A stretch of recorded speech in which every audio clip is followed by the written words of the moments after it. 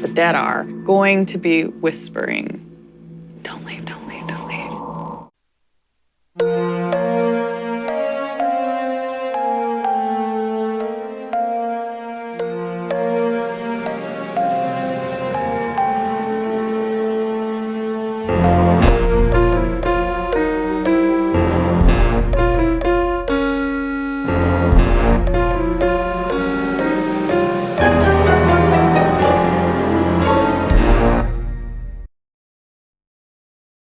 God damn it.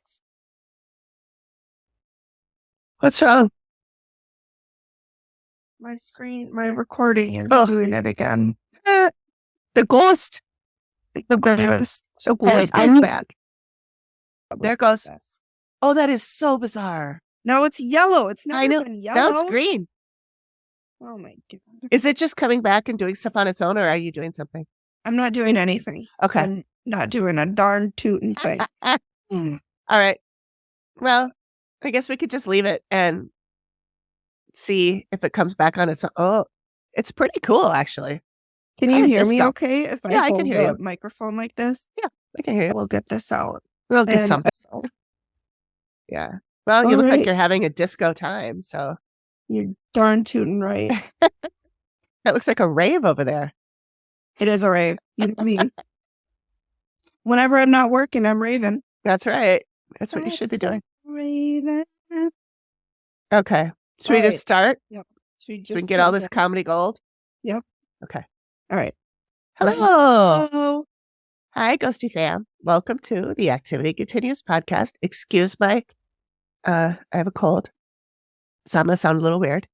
If you're new here, we are friends and soul sisters who recap episodes of the TV show The Dead Files and talk about other creepy shit as well as any number of random thoughts and events, like when my dog murders a baby bunny. And like, it's not even the dog you would expect to No. murder the bunny. It's not. I 100% thought it would be Gracie, and Yep. it wasn't. It was Yep. the Munchkin. It was So- the little turd. The little turd. Oh no, that's the big turd. The little turd sleeping back here. Anyways. Yeah. This is Amy. And this is Megan. Thanks for joining us again, you guys.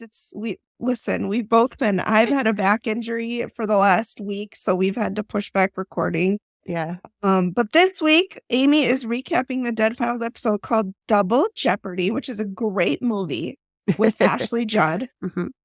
So phenomenal. She's just the cutest, though. She is. And it is from season 4, episode 11, and originally aired August 23rd of 2014. Yep. So Amy, do you want to tell us why you chose this episode? Was there any particular reason? Not really. It was kind of random. I just looked at the list and was like, it looks like we need to even some shit out. So I needed to pick something from season 4, and I just kind of randomly blew it and grabbed it. So There we go. and it's a doozer. Mm, It's probably gonna piss you off. It pissed me Great. off. great. So yeah, a little bit. It's one where I kind of scratched my head and went, why? Okay. Why? But anyway, so if anybody else has any suggestions for ones that we should do, please hit us up on our socials or email at theactivitycontinues@gmail.com. And the only content warning I have is there was a suicide by hanging in the story, and there was a fire. Mm. Nobody got hurt or anything Good. in the fire, so it's fine. There was a flood too, and some people did die in the flood. That was in history, like history, like a long time ago. The suicide and the flood were in, or the Present suicide and day. the fire were at the time when this family lived in this place. Okay. And I'm gonna I'll try and go fast, but Okay. we do have some stuff that we want to cover, so we can just talk about that shit and see how you're feeling after that. And if you want to keep going with the recap, we will. Otherwise, we can stop and do that Okay. tomorrow or Saturday or Sunday or whatever. All right. Let's Because we see do have some this. things we want to cover that are Yeah, we do. podcast related. So one of them is our new happy hour date for May is going to be May 21st. Yeah. Be there, be square. We had so much fun. We had on the last one. We did. I mean, I think it was 2 hours that we were doing it. I know. And yeah, so please come to have a rip-roaring good time. Yeah, we had a good time. Talked about ghosts and all sorts of stuff. Dogs and spiders. And brushes with fame. Yes. And brushes with death and serial killers. I mean, you guys. It was jam-packed. It was, and this all came from one person. So most of it did come from one person. Really, that's right. One person carried the happy hour. She had a lot of kind stories. Of along for the ride, because she would be like, "Oh, and by the way, I met a serial killer," and then, excuse me, you're gonna need to back that train up. And, go into more detail on that, please. Yeah. Thanks. She's great. Oh, and she messaged me I don't know, a couple of days ago, over the weekend, I believe it was, and told me that our birthdays are one day apart. Hers and mine. So she's an October. She's an October baby too. The best babies. There's a bunch of us that are October. But anyway, so I want to tell you, we got a new YouTube follower. Mom of Jake and Jess is her screen name. And I want to say that when I was a nanny, my kids were Jake and Jess. Probably not the same people, though. No, because this woman looks like she's about the age that Jess would be now. So, so yeah, those kids would be in their 30s, I think, by now. Yeah. Which it blows my mind because they were like this big when oh my gosh. Yeah, I know. They were the cutest, They're sweet kids that I babysat, and they're in college now. And I'm like, g'day. I know. It blows my mind. Yeah, it really does. So, I wanted to tell you. So this was the ghost story. So Megan already knows this. I'm telling the rest of you guys this. And Megan's in disco land right now anyway, because her camera's going off to disco land. She's having a raver over there on the couch, laid up. I do. She can barely move, but I can barely move. It looks like she's back, having a great time. Yeah. It's all a front. It's really pretty, I gotta say. It is. It's all a front for my rave life. Right. We weren't supposed to find out this way. Well, maybe that's what happened to your back. You were just doing too much raving, dancing, and dang it, all that shit. Anyway, so when Zoe texted me to tell me that our birthdays were a day apart, I had posted on Facebook a picture of my living room because we got brand new carpet. So I posted like 3 pictures from different angles to show off the new carpet. And we're friends on Facebook. And in real life. Yeah, of course. And sorry, I'm going to be coughing a bit. She's finally down to a pack a day. We're trying to get her to half a pack. Oh my God. I miss smoking so much. But I do not smoke now. She told me that I just kind of jokingly on Facebook said, "Hey, do you see any ghosts in there?" And we were instant messaging at the same time. And she goes, "Did you see my response to your Facebook post?" And I was like, "Oh, no." So I went off and read it. And it said that she sees over in the doorway a little girl who's barefoot. And she's a very sweet and shy spirit. And she's playing peekaboo in the doorway of the living room. Oh, that's right. Yep. Yeah. So I wrote back to her, on messaging, and I was like, "Oh my God, really? There's a little girl in there?" And she said, "Yeah, she likes looking at your books," because she's right next to a bookshelf. Yeah. And I'll post a picture, and if anybody sees anything, I don't know how that works. If Zoe can see it, can someone else look at the picture later and see it? Or was it only when she happened to be looking? I don't know how that works. So anyway, I'll post the picture and you guys can take a look. But anyway, so she is 7 or 8 years old, barefoot. I think she said she had dark hair. Yes. From what I remember. Okay. Yeah, I sent you the screenshot of what she told me. She said she did not die here, but she died in 1903, so Victorian times. Yep. And she is just attracted to this house because of the calm energy. I don't know where that came from. Yeah, is she in the right house? It's kind of hectic over here. I don't know what kind of energy she's seeing, but And the dogs. She likes the dogs. Mm. So, and she likes looking at our books. And so I told her that, I told Zoe that I would probably go find my children's books and put those up. So the little girl. Oh, yeah. I think it's interesting that she can see ghosts even in pictures. Yeah. That's really cool. And that she can then talk to them. Channel, Yeah. because she was talking to her. Yeah. And asking her stuff. So, yeah. Oh, no. It's cool. So I got a little That's girl really ghost. neat. Yep. And the portal in the bathroom appears to be cleaned up. Thank God. I haven't seen anything, but you know what? I didn't before either. But I sent Zoe a video and a picture, and she said it looks good. So I think we're all right. Awesome. I don't feel creepy in the shower or anything, but like I said, I didn't before either. Right. But so there's that. And then on a sort of related note, we were at the Bird, the Legion, a few weeks ago, and ran into an acquaintance. And I don't know how this came up, but for some reason he was telling us about he has a reoccurring dream. And he was telling me about this dream. And he said that every night, a little girl appears at the end of his bed every night. And then she vomits up banshees. That took a turn. That took a turn. Yep. That nobody was prepared for. Nope. Banshees come out of her mouth. How do we know? How? What? How? And I said, what? And he's like, no, I'm serious. He said it's been going on for a really long time. And I said, no, that can't be. That's not a dream. Yeah. And he's like, and because it's going on for a long time. Going on for a long time. Don't banshees indicate like that you or somebody's going to die? I think so. Yeah. And this is multiples. Yeah. Maybe that's the banshees that are representing the bunnies in our yard, because it's not going well for them. No. And she looks so sweet. She really gets you. Little Vivi Pickles, yeah.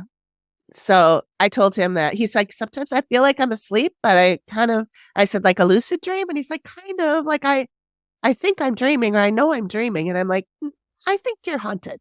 It's not a dream. I think you're haunted. Not a dream. Yeah. So I am looking just sexy as hell in this with my double chin, just barely functioning. I got one too. Thanks, everybody. Just enjoy. Maybe stick to the audio version of this. I'll probably just do an audio one this time. Although I do like how your screen goes goofy like that. You could put some really funky music over it, like yeah. Oh, I can at least do an audiogram with that. Yeah. So one other thing I want to mention is that a person reached out to us on Instagram, a filmmaker by the name of Kelin Grant, and I believe it's a male. He and his friends are making a horror film, and they are trying to raise money for the production. And so this is how it was described. This is how they describe it. It's called Night. Night is a dark, violent, and super gory horror movie about a young student that is being brutally psychologically tormented and hunted down by an unknown force after witnessing a horrible murder in the woods. So they are trying to raise money for this. They have a GoFundMe. I'll put the link in the show notes if anybody wants to check it out. You can find them on Instagram at Night Official Movie. And they have a TikTok where they just have one video right now, but it's the teaser trailer. It's super short, but it gives you a glimpse into kind of what their vision is. Okay. So, and we may have them on the show once the film is done, but right now it's not done. They're just trying to raise money for it. So check them out if you are so inclined. And speaking of TikTok. Yeah. Yes. Oh boy. Oh, God. You can't trust anybody anymore. I know. We've talked about this in the past. You guys probably know who we're talking about if you follow it. There's a guy on TikTok. I don't remember his username, but he basically claimed, allegedly, that he's living in Chicago, and there had been 2 attempts to kidnap him. And he feels murder him. He believes there's a serial killer in TikTok. A serial killer in Chicago who is targeting men, getting them when they're leaving the bar, getting into Ubers or other ride sharing and murdering them and dumping them in the river, which there could be. Yeah. There very well could be. But he's saying that it happened to him twice. Then I was on board. Amy and I were like fully on board with this guy. Like, holy shit, you're doing the Lord's work out here, Right. Doing the investigating. Until he posted a TikTok, what was it, like a week ago? Yeah. Where maybe. he claimed a private investigator came to his door at like 8:30 at night. Yeah. And he was making a TikTok while the investigator was going to move his car. So the investigator couldn't be in the TikTok. Right. And then some other bullshit happened about him promoting an app he's making. So just totally lost it. Totally gone. Like, I don't believe anything he says anymore. And he issued this fake apology where he was like, it was still all about him. Like, this has affected me. Yeah. And blah, da, dee, blee, bloop. And, he said, I'm just a really passionate man. Yeah. To which I responded to Amy, I feel like people saying I'm a very passionate person is just the internet's way of saying I'm just a nice guy. Yeah. I'm a really nice guy. Yeah. It was an innocent thing. I should have kept the app thing and this murder investigation. I should have kept that separate. And I got all involved. And I'm like, no. And now I'm going to take a step back so that the okay, like, you're really not fucking doing much there, buddy. Like, he made a bunch of maps of all the bodies and the people that went missing and stuff. Yeah. And a spreadsheet. Like, and that's where he got me. Because I was like, oh my God, this guy is me. Because I would have totally made a spreadsheet. Somebody could show up and they'd be like, Amy, they drive up to you in a van. And they'd be like, Amy, I need you to help me with this Excel spreadsheet. And that's how you would get I'd jump right in the van. There doesn't even have to be a puppy in there. Yeah, there wouldn't even, the puppy would just be a bonus. Yeah, like, icing on the cake. You'd be like, listen, I'm coming in because of the Excel spreadsheet. The puppy's just a bonus. Right. So I do love a spreadsheet. See it, I hate them. I think they're the fucking worst thing in the world. Well, I get pretty frustrated when they don't work or you can't figure out the formula. But once it's working, it's pretty slick, I gotta say. Yeah. All right. Anything else? Right. Anybody? Oh, there went my cat. That was Marshmallow. Oh, hey, Marshy. You could see him. Anything else, or should we dive in? I think we should dive in. I do have to add a couple more things that are like tags anyway. I don't know if they're content warning, but there is murder of a sex worker and serial killer. And then I put, because I have in my notes, I put tags. So for like, if I want to find all the stories that we've done on husbands that don't believe or something, I have a tag for husbands that don't believe. And one of the tags that I put on this one, bullshit. Just so you know, I was holding my microphone wrong. So the first part might be tinny. Oh, that's hilarious. We're back on track though. Just a shit show of a day today. I love it. Okay. All right, let's do it to it. So let's do it. So this takes place in Santa Paula, California. Okay. And I'm going to come right out and say that this whole episode is shady as shit to me. Really? Okay. Clients, the production, all of it. Even Amy? No, I don't think Amy did anything wrong, but I think they tried to connect things that Amy saw to things that they found to make it a better connection, because I don't think that the stuff Amy saw is what they think she saw. Okay. Just my opinion. All right. Just my opinion. So here's the super short version. This family called the Dead Files in order to get publicity for their haunted hotel. Amy told them to leave and they didn't. And thanks for joining us, everybody. Thanks for joining. I hope you had a good time. Okay. Oh my God. They gotta stop doing these publicity ones. I know. And yeah, we'll get to it. But instead of doing a recap and then telling you what I learned at the end, I'll just give it to you all at once. Try to make it a little bit shorter. Okay. So this is odd in that the person who reached out for the team's help is the daughter of the husband and wife who own this building. Okay. And it is a tavern and inn. It was built in 1912, I believe. Okay. Daughter is Gabriella. She did a video submission. and she's calling on behalf of her parents. And the hotel is in Santa Paula, California, which is about an hour north of Los Angeles. Okay. So Steve said that the video, when he watched it, really bothered him. And then he spoke to her parents. Oh. Okay. So, it's an hour north of Los Angeles. So Gabriella submitted this video. Steve watched it, said it really bothered him. And then he spoke to her parents, Rosanna and Tom, and they agreed that it's really, really bad. And Steve said, they say if we can't help them, they may lose everything. Again, no pressure. No pressure. No pressure, Steve. I'm sure you can do it. So Amy, during her opening, said she saw a cemetery. Adults are crying, and there are about a dozen little crosses, and she hears the children all died. And I started to panic about this one, not, being about child death. Mm-hmm. And I spent the entire episode waiting for the shoe to drop. But I'll just spare you right now and spoil that there is none. That it's never mentioned again. Oh, okay. So, right. At least not on air. Right. Well, I mean, like I said, there's going to be a flood.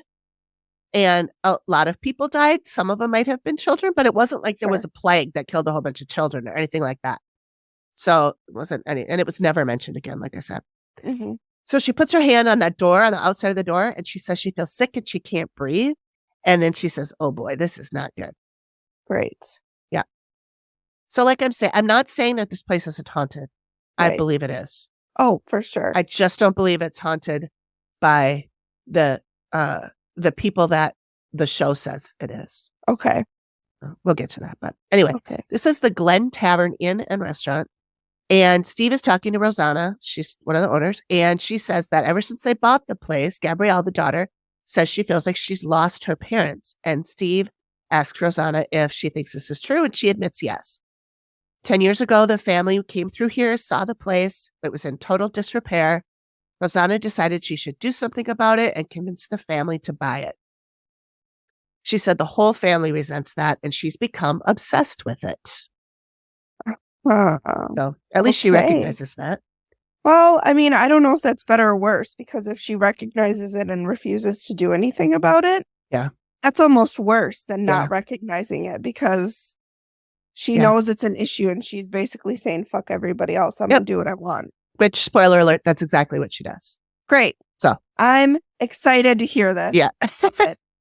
So they talk about the members of the family who live there. It's Rosanna, her husband, Tom, Aisha, and then Gabriella is in the photo, but she lives in New York now. They're older girls.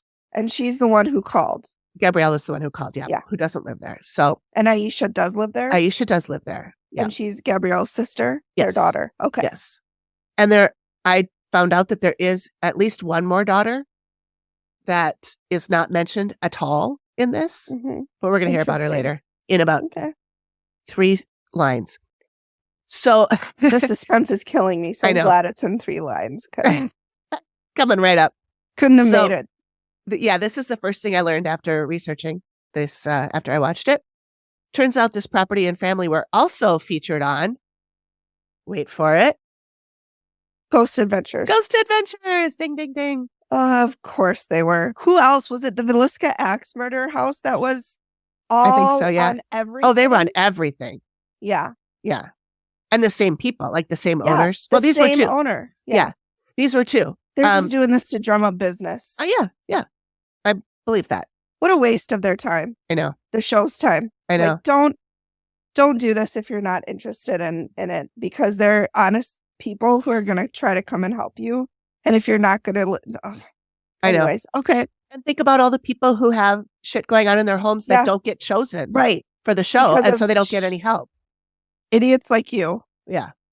I was pretty frustrated. Yeah. If anyone wants to check it out, I watched it. It's a little painful. But it is season 8, episode 16 of Ghost Adventures on Discovery Plus. I mean, is there any episode of Ghost Adventures that's not painful? Well, to be honest, I've only watched like 3 or 4 in my life, and I've been pretty annoyed every time. Yeah. And this was in 2013. So this was before they were on the Dead Files. Okay. You would think the Dead Files would have known about that and not allowed them on, but nope. We'll see. In the episode of Ghost Adventures, Sir Baggy Pants is mostly talking to a woman named Monica de la Torre, who is the manager of the inn, and says that her mother and stepfather own the place. So this is the other daughter. Okay. And she's older. I don't mean like old, but she's older than these young girls. So I think that's why she has a different last name. She's probably married. Right. Probably married. Yeah. And she lives there in apartment 106. And she noticed things 10 years ago when she moved in. Mm-hmm. So they bought this place. Sorry, I just don't think. Or if it's her stepfather, maybe she kept her father's name. Her mom. Yeah. Her mom's maiden name. Yeah. Yeah. Or her mom's name before that. Yeah. Anyway, not relevant at all to anything. No, but that's a good point, though. She's not necessarily married. Yeah. So okay. I don't know if she lived there while the Deadfalls was there. She never said anything about it, but she lived there up until a year before. Okay. So. She probably didn't if she wasn't on the show. Because usually, even if they're not in the episode, if they live there, they at least mention them. Yeah. Yep. True. So. And the fact that she was already on Ghost Adventures tells me she doesn't shy away from the camera. So you would think she would want to be included if she still lived there.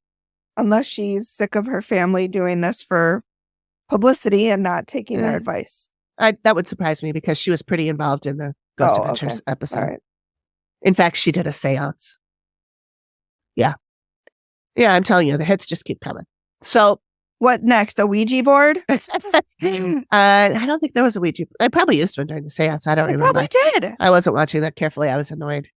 But anyway, she lived there for 10 years. They bought the place 10 years ago. And Rosanna and Tom haven't lived there the whole 10 years. They have been living in this house in Malibu. They showed this sprawling mansion in Malibu. These people have some cha-ching. Yeah, some dough. Yeah. Gorgeous house right near the beach. She shows some photos.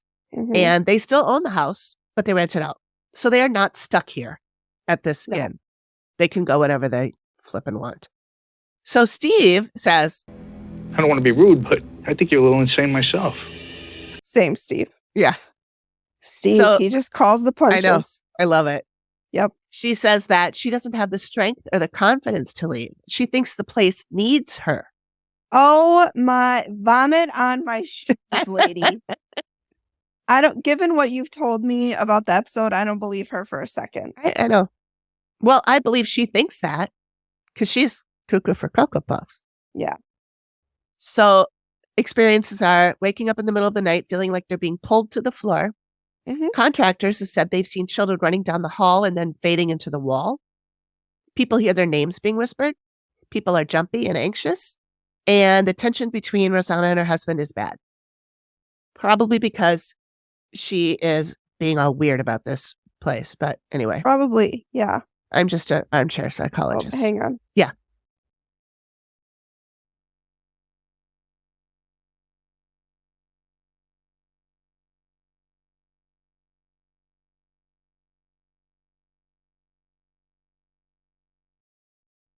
Yeah, she sounds cuckoo for Cocoa Puffs for sure. Yeah. And not like the good time, like the stale Cocoa Puffs. Yeah. Not like the Cocoa Puffs that make your milk all chocolate and delicious. Oh, God, I haven't had those in so long. I used to love those. We didn't get those when I was little because my mom, the sugary cereal my mom would buy for us was Frosted Flakes. And even me that too. was pushing it. Me too. So luckily my two friends that I'm actually still friends with to this day, they were my neighbors. And their parents bought them the good cereal. So I would go over there and eat my Lucky Charms and Cocoa Puffs. And, nice. Yeah. Yeah, I couldn't have sugary cereal either except for Frosted Flakes. But my mom put sugar on everything.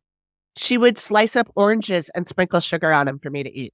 But like oranges aren't sweet enough cereal. already. But you don't have the makes no sense. Cereal. My mom has she's never made sense. She's a walking contradiction in every way, shape, and form. Maybe your mom is really part of the Moonies, and that's why she keeps warning you about them. Maybe. I hope she doesn't listen to this podcast. Oh, there's no way. It would scare her. Oh, okay. So anyway, Rosanna doesn't want to leave because she doesn't know what would happen if she thought of leaving or selling it. She thinks it would punish her. No, it wouldn't. It would just move on to the next people that bought it, lady. You're not that important to it. I hate to tell you, but well, Amy might beg to differ, but we'll get there. So Amy's in the bar restaurant area. She says there's something here that she doesn't like. It's making her anxious. She says it feels like a rock in your stomach and she's very stressed. And she says, I feel very stressed out. I feel like something bad's going to happen. Like a heart attack. Heart attack. So now Steve and Rosanna are on the third floor. She said her employees won't go up there alone to clean. They have to schedule them 2 at a time or have a maintenance guy go up with them. Steve notes that it doesn't look renovated, and she tells a story that indicates that this is what they do. They buy places, they fix them up, and they sell them. And then they're flippers. Yeah. And I did a little bit of digging through the archives myself and saw that they own an investment firm, and they usually flip shopping malls. So, I would imagine that was pretty lucrative in like the 80s and 90s. Yeah. I can't imagine it's that lucrative right now. Yeah. No, not now. It wouldn't be. No, because people don't even shop in stores anymore. Amazon, or you order like online. Yeah. For pickup. Like my mother-in-law does Macy's online and she goes and picks it up. I don't know the last time she set foot in a store. Yeah. So, okay. I don't do it very often either. These people are nuts. So Rosanna tells a story about how 8 years ago they put it up on the market and they went on vacation. Well, on the trip, they got what she calls the call from hell. The building is on fire and we don't know if we can save it. No one got hurt, but I later learned that Gabrielle was there at the time. So I can see why she hates it. She got out fine, but I'm sure that's why. Good. She's like, give up this fucking place. Right. It did endanger her life. Yeah. So here's something I found interesting. So she says that the house was insured for $1.3 million and the fire damage was exactly $1.3 million. Well, look at that. She calls it irony. I call it insurance fraud. I was just going to say, I call it fraud. This is all alleged. This is just our opinions. Yep. Don't sue us, anybody. Opinions. We don't have any evidence. We're just our thoughts. Saying. No, I did find an article, however, in the newspaper about this fire, and it was ruled accidental, but the estimated cost of the damage was $800,000. Huh. Could have changed. You know, they could have, when they dug further, found there was a painting up there that was worth $7 million. I don't know. I can't do the math. So anyway, she says she has PTSD when she thinks about putting it on the market. She says this place has abandonment issues. No, this place is not what has abandonment issues. I feel like you're projecting a little bit there, Rosanna. I think so. So we see Amy. She hears a woman yelling. Someone's yelling. Some female saying, "No, can't you get us out of here? Can't you get us out of here?" She says that people are running and there was something like a fire because there were a bunch of people there all trying to get out. Okay. And in an article I read, it did say that the fire happened like during dinner time. And there were people were in there eating dinner in the restaurant, and everybody got out fine, but it was because it was on the third floor and the restaurant's on the main floor. But it was scary enough. I mean, you know, doesn't matter if you get out or not. I'd be losing my shit. I know. So now Steve is in one of the hotel rooms with Rosanna, and he asks about her paranormal experiences. And she says she went into one of the rooms one time to go to the bathroom. The doorknob wiggled, and she thought her husband was trying to scare her at first, but then the doorknob fell off, and she went crazy. She says, I became like a crazy psychotic woman. And probably the truest thing she's said on the show so far. I assume that she was unable to open the door, but she never actually said that. She just said that the doorknob fell off and she went crazy. And I want to note this happened to me once when I was little. And I got locked in the bathroom because the doorknob fell off. And it was an old house, so it's the kind where the doorknob connects to the, both sides connect through the door to each other. And I went to grab it to get out, and it pulled and separated, so both sides were off. And so I screamed to get out of there, And my dad had to use like a wrench to get in the thing to pull the, what do you call that thing that goes in the door frame? The door turner thing? I don't know. I don't know what you call it, but the little thing that latches. Oh, that latches? Yeah, is it the latch? Yeah. I don't know. That sure, we'll say latch. Yeah. Yeah. Okay. Anyway, that he had to use a wrench to get that. And it was scary. But I was like, he rescued you. I was like 7. Yeah. Not 57. Yeah. So anyway. So she said she was stuck for half an hour, and they found her devastated, sobbing. And I wrote, In my My notes, God. dramatic much? Yeah. Oh, she sounds like she's the type that makes a mountain out of a molehill. Absolutely. I am exhausted already. I know, right?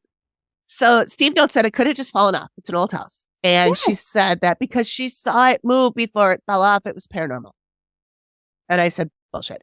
It could have been someone fucking with her and then it fell off. Yeah. Who knows? Yeah. Or it could have been million. the door wiggling because it's a drafty old 1912 house. There are a lot of reasons, reasons that it could have wiggled and fallen off aside from paranormal. Yeah. Plus, they're in California where they have earthquakes. Maybe an earthquake not happened at the time, but earthquakes before had loosened screws or whatever. Like, yep. She's quite dramatic. And she said, And that's why I never say I own the place. I say the place owns me. Okay. And I put in my notes, she needs therapy. Yes. So now Amy cares. So now Amy sees a man walking down the hallway. He does not like women, for sure.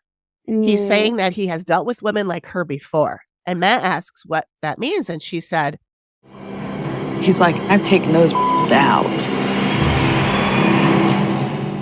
Damn. So now we get to Steve and the crime announcement. This does not indicate that this would hold up in court, whatever. Oh, right. Yeah. Announcement thing. The dead files do not have evidence that would hold up in a court of law or whatever. Something like that. Yeah. It does not indicate the evidence of a crime or whatever. Yeah. Whatever. Which it does, but whatever. So Steve is now talking to Rosanna's husband, Tom. He said it was culture shock moving here. He agrees that Rosanna is obsessed with the house and is frankly surprised that she admitted it to Steve. Culture shock how? Because they came from this gorgeous house in Malibu and now they live in a ramshackle. A dump, yeah. Well, not a dump. But it's not a dump. I mean, it's pretty. Malibu. It's pretty, but they made it pretty. I think they're probably good at what they do. Anything is a dump compared to Malibu. Let's be. I mean, you can look at pictures of their place. They're pretty amazing. Yeah, I'm sure they are. Yeah. Steve asks if Tom believes in all this stuff, and he says the short answer is that he didn't. Steve asks for his experiences. He says he had 2 episodes. One, he was just brushing his teeth and he heard a weird menacing sound, and when he turned around, there was no one there. Okay, well, that could be something in the walls. That could be the wind. That could be the house settling because it's an old house.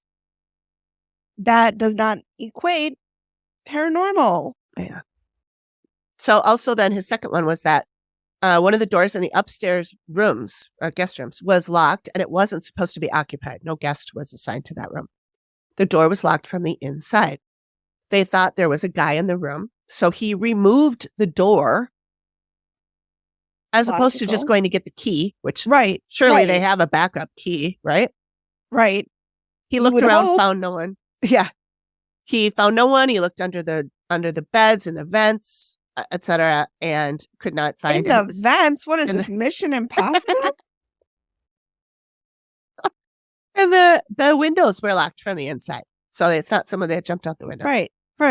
So Steve asked if he thinks it's dangerous, and he said, "I think it can be. I think it's potent." And then I wrote in all big letters, "This is all sounding like BS to me." Yeah. A doorknob can fall off, and I know it can since it happened to me. Can't a door lock on its own? Yeah. Like wiggle? Who knows how those locks are, Right. Yeah. And especially if it's like one of the ones that you turn it in the actual door handle, it's not a deadbolt. Yeah. My toddler can lock those. Yeah. So they're not exactly foolproof. Yeah. I just feel like these two both react very dramatically to things that it could be paranormal. Maybe. Right. It could be. Yes. But do there you really are have also to like a go lot into of other logical explanations for what is happening in this house. Yeah, could be. Or hotel. But still, like, do you have to fall into collapse into a heap of sobbing, whatever for half an hour? Yeah. Or rip the door down because it's locked? I mean, Also, I just feel like they're very dramatic. Yeah. This is a bit much. Yeah. So Amy's back to the guy in black, she calls him. He's very physical. He's always messing with people. He's very annoying and distracting. She feels the same weight and fear that she felt before. She likes to call him the man in black. And I put in my notes, what did Johnny Cash ever do to you? I was thinking, see, this is where our generations differ because I was thinking of Will Smith, Men in Black. Oh, Men in Black, yeah. Yeah, Men in Black, yeah. Yeah. Like the kind that came to TikTok guy's door To at Ken's door. 8:30 in the morning, yeah.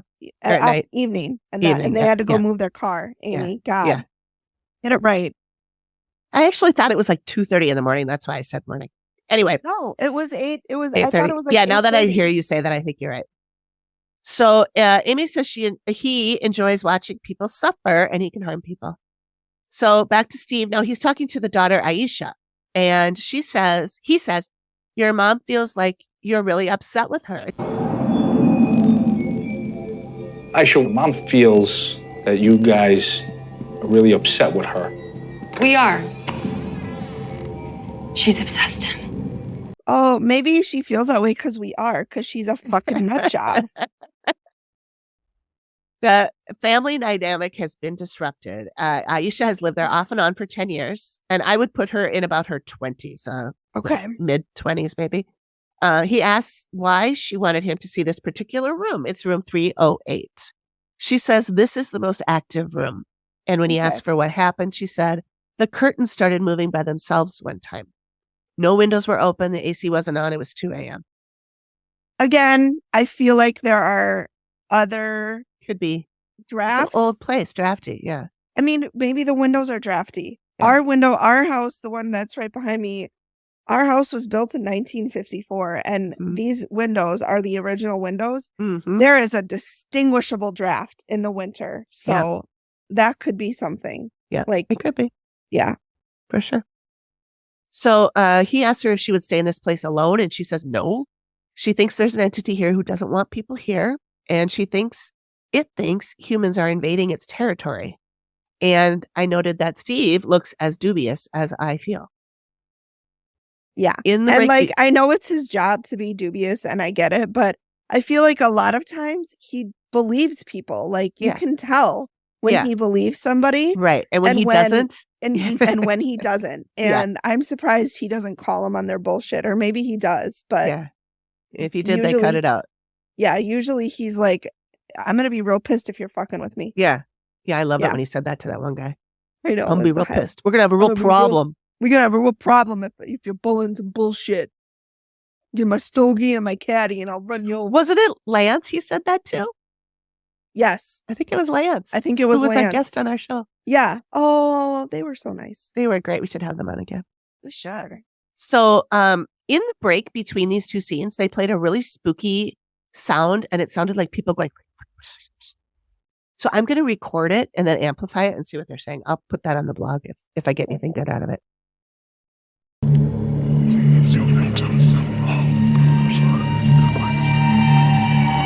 So now Amy is in room 308, and she says the tall, dark guy doesn't want us to be in here because this is his pad.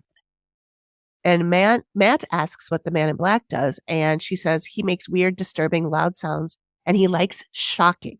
So she thinks he'll do things like turn the TV on full blast or an alarm will go off, and he's constantly touching her.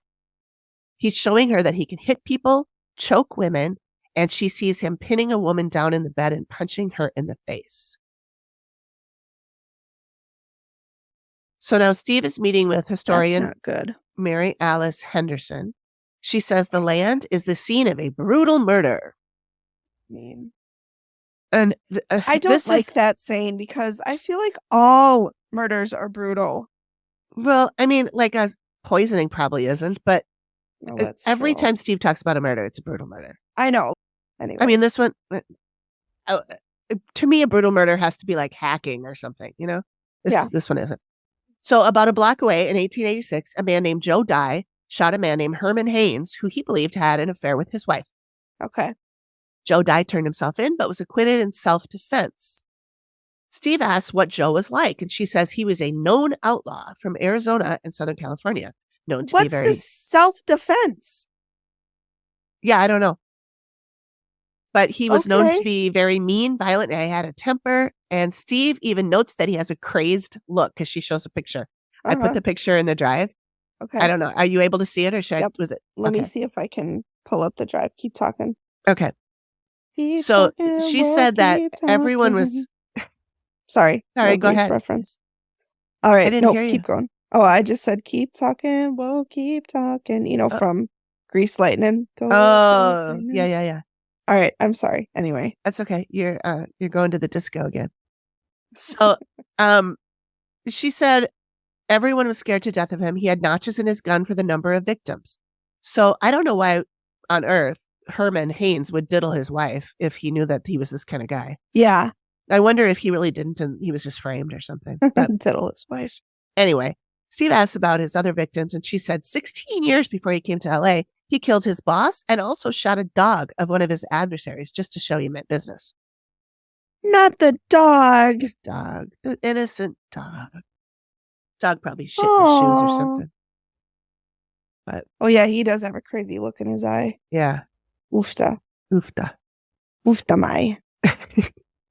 So they show Amy again, and they're really trying to make it look like Amy sees this Joe Dye guy, Mm-hmm. but it does not sound like him to me.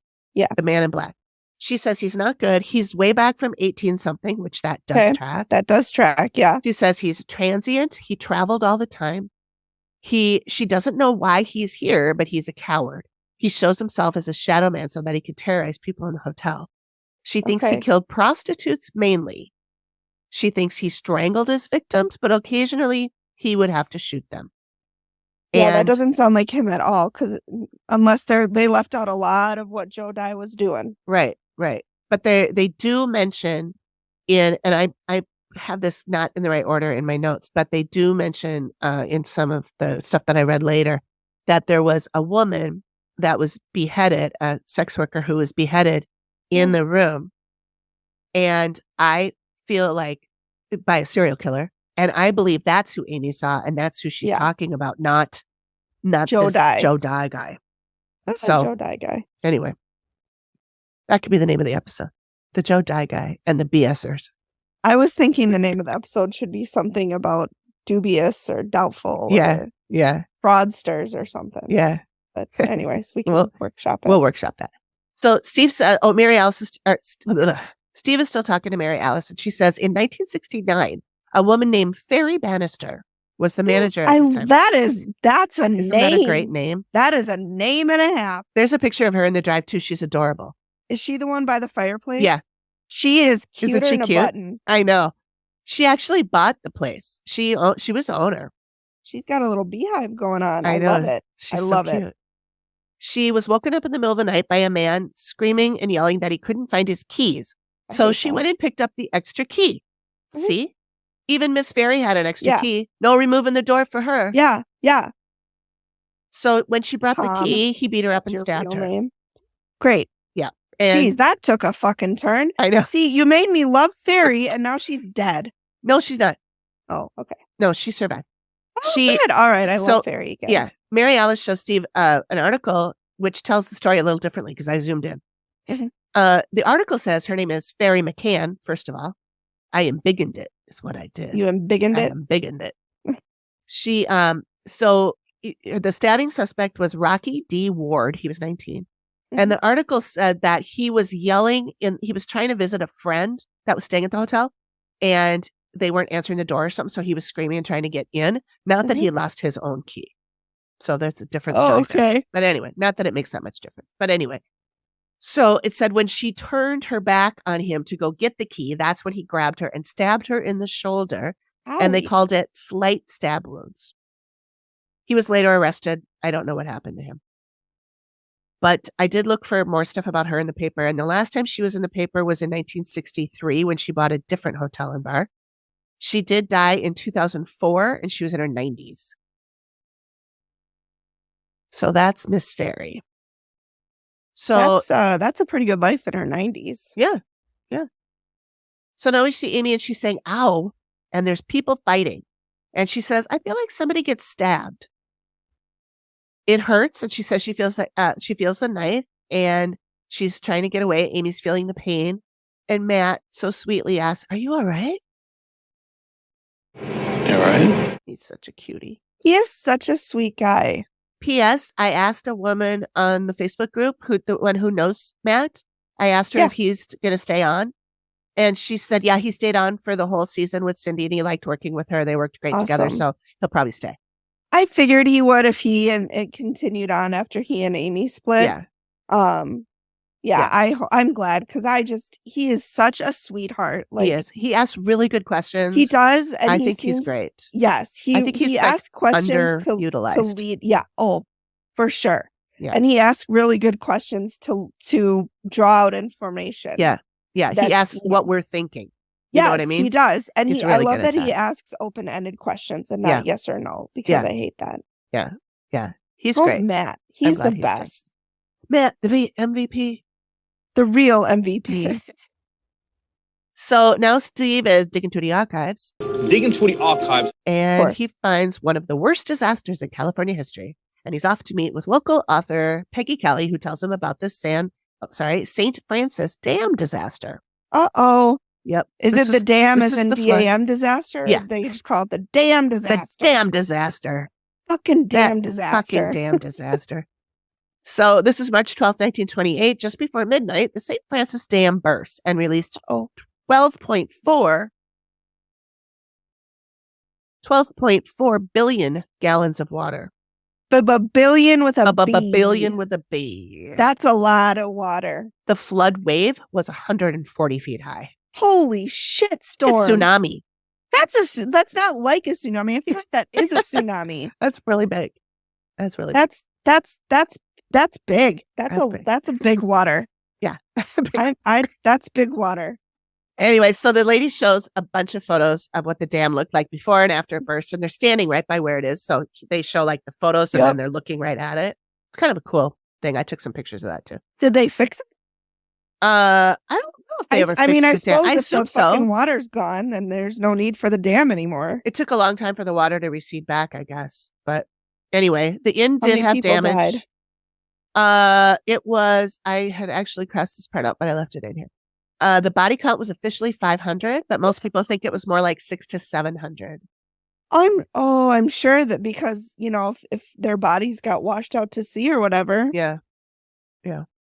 Terrible. And for Santa Paula alone, the death toll was 200. But this was big enough that it went. Oh my God! So over they had almost half. Yeah. Of the deaths. Oofda. Yeah. Oofda. So the inn did have damage on the first floor. The inn was a refuge for those who had lost their homes and their families. They would meet there. So their families, they could, anybody who was still alive would go there to meet up. Yeah. Oh, that's nice. Yeah. So Steve asked why the dam burst. And she said it was shoddy building materials and greed on the part of Los Angeles.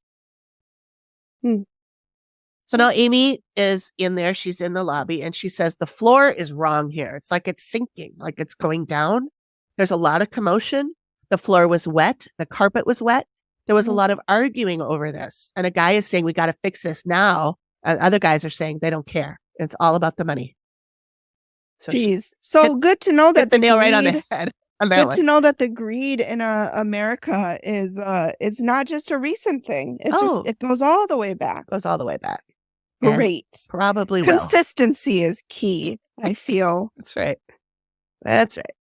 So Steve finds out about another thing that happened. This was one right near the hotel grounds. He goes to talk to a sheriff, Jeff Dean. He says in 2007, there was a suicide. So this was during the time where the clients owned it. They bought it in 2004. Okay. The man was found in the apartments just behind the guest rooms. Okay. And we see the coroner's report. Most of it is blurred out, but we can see that it says asphyxia by hanging. Okay. Steve is reading it and he says the man was 61 years old. His name was Henry, but they cut out his last name. He had been living at the hotel and his family hadn't heard from him in a while. So they called the hotel and had the keepers, the innkeepers, found him. He'd been there for a few days and they found a bunch of 20-ounce beer cans in the trash. So they think they blamed it on alcoholism. They would blame it on depression yes. Or mental health exacerbated by alcohol for sure. Yeah. But alcohol alone does not make you kill yourself. No, usually unless it's an accident. Unless it's an accident, but hanging yourself is not an accident. Like, oh no, I accidentally put this rope around my neck and then I accidentally jumped off. No. Yeah. Don't blame alcohol for mental health, okay? Right. Alcohol exacerbated it for sure. Probably, but those thoughts were there. Right. Mental health is so...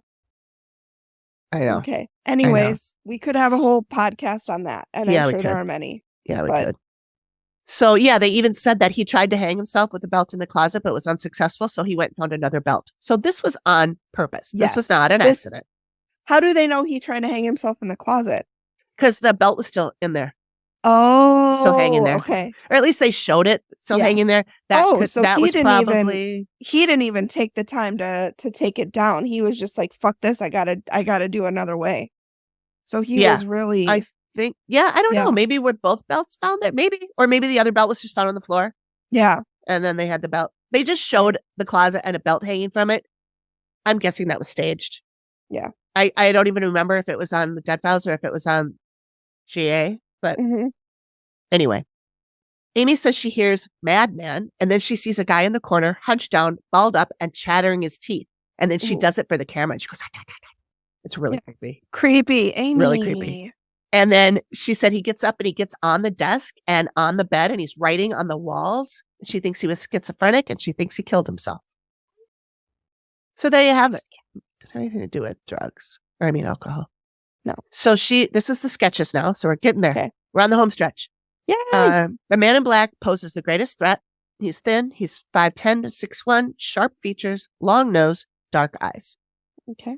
The reveal is Rosanna, Tom, and Steve, and Amy.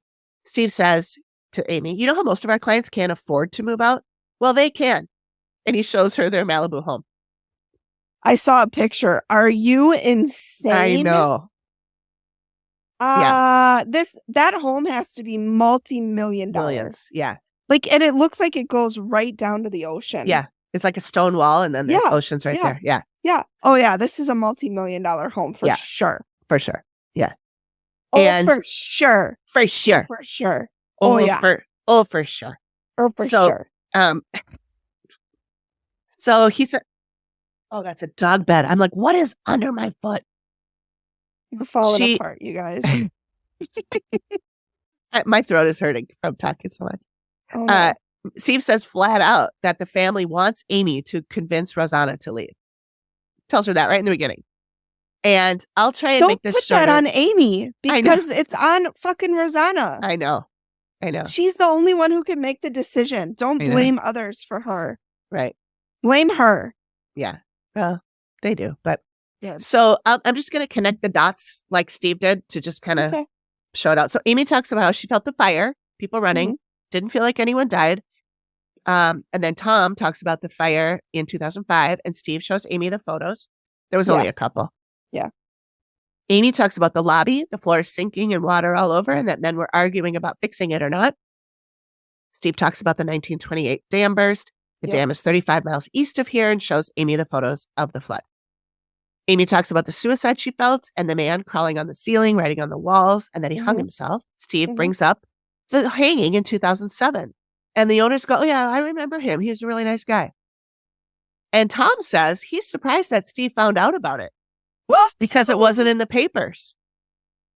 Like, they didn't tell him about it at all until Steve brought it up. And then they were like, oh, I'm surprised that you found out about it. And Steve gets this little shit-eating grin, and he goes, I get information most people can't.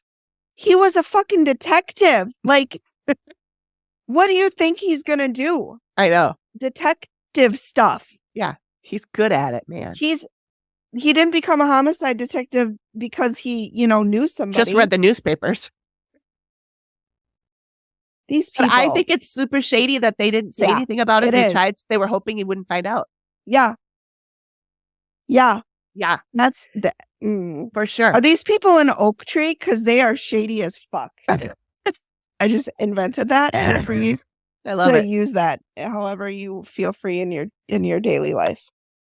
I'm going to. I like it. Good. You should. And use different trees. Oak is just what came to mind. Maple Oak is good. Another good one. Yeah. Elm. The tree in our backyard's an elm. It's ginormous. Cherry. Yep. Yeah. Yeah. I mean, you just... Any tree will do, really. Any tree will do, really. So Amy talks about the intense fear. She feels a rock in her stomach, anxiety. Tom says that Rosanna feels that, and along with impending doom. And Steve tells Rosanna, tell Amy about your feelings about the property. She says she loves it here. And Tom says that sounds like you never want to leave. It sounds like you want to live here forever. And that sounds strange to him. And then Rosanna gets a shit-eating grin on her face. She looks really creepy at Amy. She just kind of giggles. Yeah. And Tom says the kids have complained that the parents act weird. And Rosanna goes, I love it. It feels like home. So then Steve asks if there's a reason that she's drawn here. He's asking Amy, is there a reason Rosanna's drawn here? Is she a sensitive? And Amy says she thinks she might be drawn here for a different reason.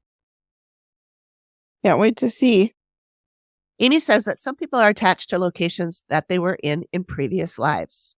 They feel a strong pull and feel like they're at home. Rosanna says she's always felt that way. Tom is kind of pissed. And he said, why would you come back? And she says, because I like it. I don't like this creepy voice she's doing. He scoffs. So as she's saying, because I like it, and she's being weird, and then Tom kind of goes, ugh. And Amy goes, this is an example of how this can become unhealthy. Of how what can become unhealthy? The feeling that she has about this house, her obsession. Yep. She says most of this is caused by an entity that she met on the 3rd floor, the one she calls the Man in Black. And she says one of the rooms is very much his area, room 308. And of course, that's the room that they said was the most haunted, right? Yeah, they all look at each other. Yeah. Isn't that the room where the guy died too? Or was that 312? No, he died in apartments behind. Oh, in apartments. Okay. Yeah. But there's another ghost that they don't talk about in this show. A cowboy who was apparently shot in that room. Oh.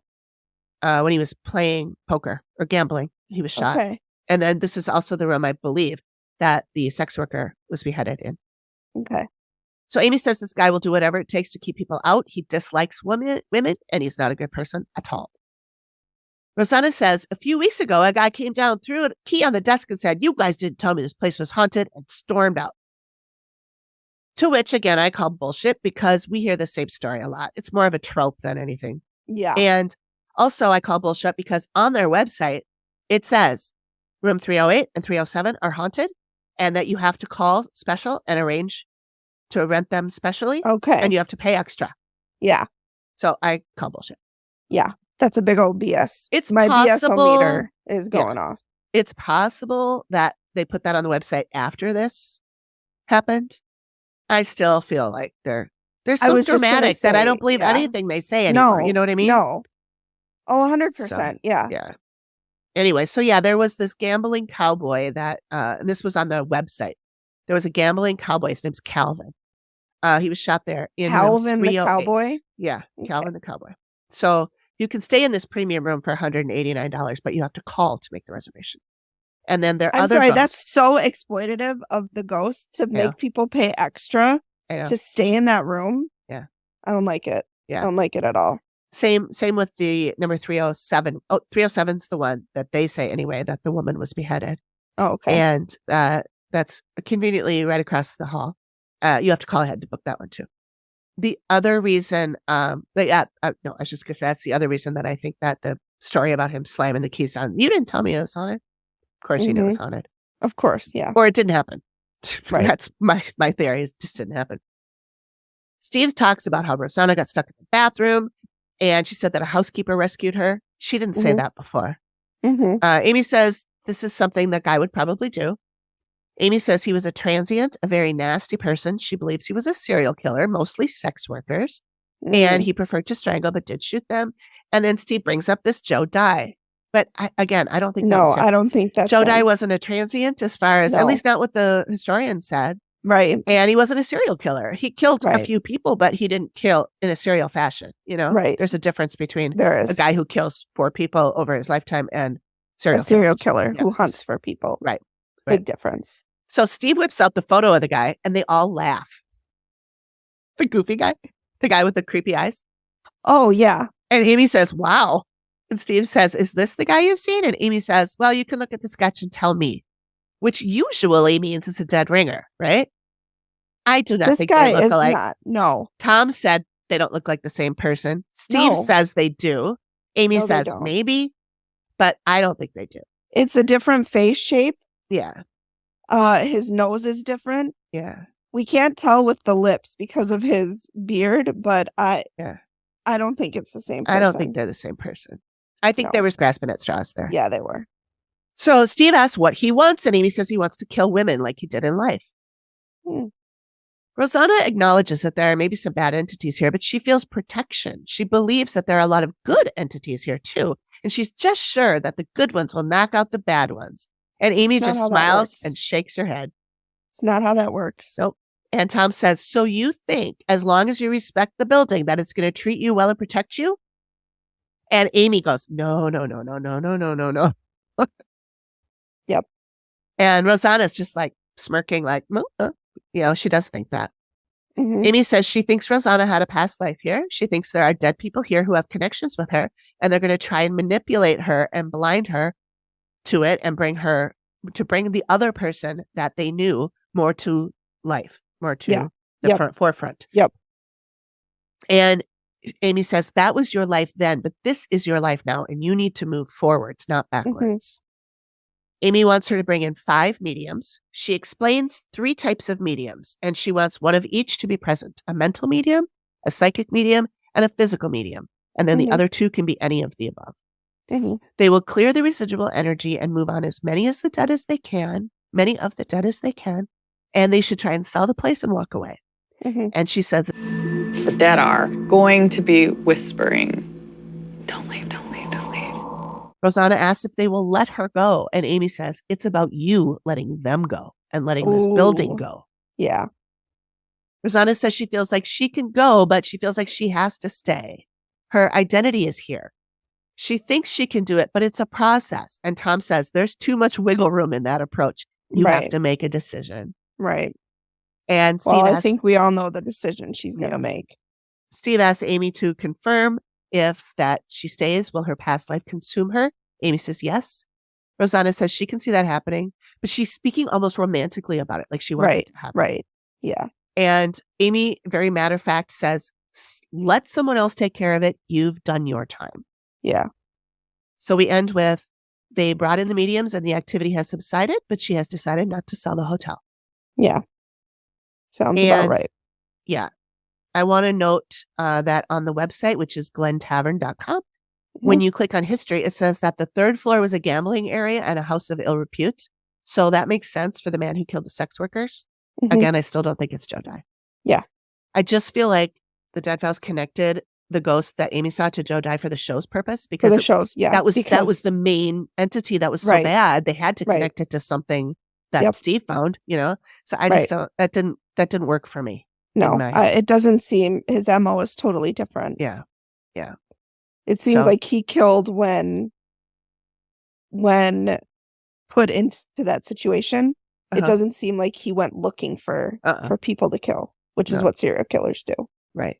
So, especially if they were targeting sex workers, that's a specific person. Yeah. So that was a good one. That was a shitty one. I mean, it was a good recap, but it sounds like a very frustrating show. It was pretty frustrating. And I watched it like 3 times because we were going to record it like 3 weeks ago. And then I popped out just because I felt like doing something else that night. And I shouldn't have done that because the next week you were laid up. The next week I was sick. And then the next week we were both not feeling well. Yeah. I was still sick. You were still laid up. Yep. Anyway. I've been laid up forever. It's been a week, which it feels, and John's been so amazing, like doing everything, taking care of Jordan, literally getting me dressed, like, because I couldn't put my pants on. So he would literally get me dressed, help me into bed, help me out of bed. That's great. I mean, like, I know I bitch about him a lot, but he really like stepped up and was a good partner this week. So good. Yeah. Love I it. even got up with Jordan one night. I almost fell out of my chair. Oh my goodness. Yeah. I know. So that's great. Good for him. I hope, but I feel like I'm on the tail end. I hope at least, because I just can't keep doing this. Yeah. But anyways, so. Okay. Well, do you want to tell us what to expect next week? So I will be presenting Deadly Attraction Season 1, Episode 14. And I did this just because we hadn't done a Season 1 episode in a while. So yeah, it has been a while. So we're going to run out of them pretty soon because I think we're getting close. It took place in Wichita, and I was like, everybody Can't Catch a Break from Wichita with the BTK and now Ghosts. So just made me think of that. So cool. All right. Yeah.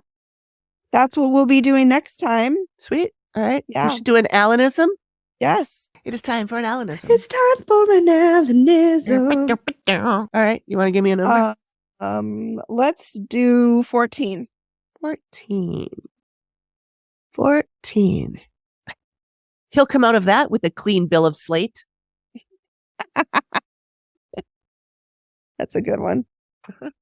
All right. Well, thanks everybody for joining us. Thank you. We will see you next time. Bye. Bye.